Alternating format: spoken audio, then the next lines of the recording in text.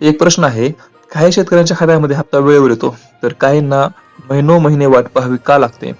सरकार पैसे देत नाही, की मध्येच काहीतरी घडतं आणि पैसे अडकतात? तर ह्याचं कारण काय आहे? तर शेवटी बघा, कारण शेवटी मी सांगणार आहे, की पुढचा हप्ता कधी येऊ शकतो आणि किती रुपये मिळणार आहेत. तर नमो शेतकरी योजनेच्या हप्त्याशी सध्या सर्वत्र चर्चा सुरू आहे.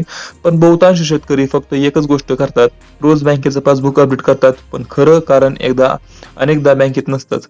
हप्ता जमा होण्यापूर्वी लाभार्थ्यांची माहिती, आधार क्रमांक, बँक खाते, डी आणि इतर नोंदीच्या पडताळणी केली जाते. इतर नोंदींची पडताळणी केली जाते. या प्रक्रियेमध्ये काही त्रुटी आढळल्यास हप्ता उशिरा येऊ शकतो. आणि म्हणूनच काही जणांना पैसे लवकर मिळतात, तर काहींना थोडी प्रतीक्षा करावी लागते. आणखी एक महत्त्वाची गोष्ट, सोशल मीडियावर फिरणाऱ्या प्रत्येक तारखेला अधिकृत समजू नका. सरकारकडून आदेश आल्यानंतरच हप्ता जमा करण्याची प्रक्रिया सुरू होते. आता सर्वात महत्त्वाचा प्रश्न, पैसे कधी येणार? सध्या हप्त्याची अधिकृत तारीख जाहीर झालेली नाही.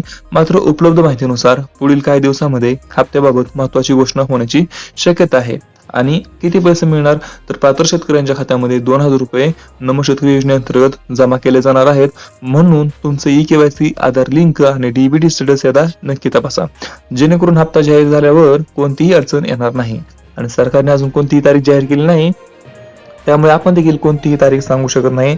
ज्या दिवशी सरकार कोणती तारीख जाहीर करेल त्या दिवशी आपण देखील ती तारीख खरी मानावी आणि आपण देखील त्या दिवशीच तारीख तुम्हाला सांगणार. तर तुम्हाला काय प्रश्न असेल तर खाली कमेंटमध्ये नक्की विचारा. आपण भेटूया पुढच्या व्हिडिओमध्ये. तोपर्यंत जय हिंद, जय महाराष्ट्र.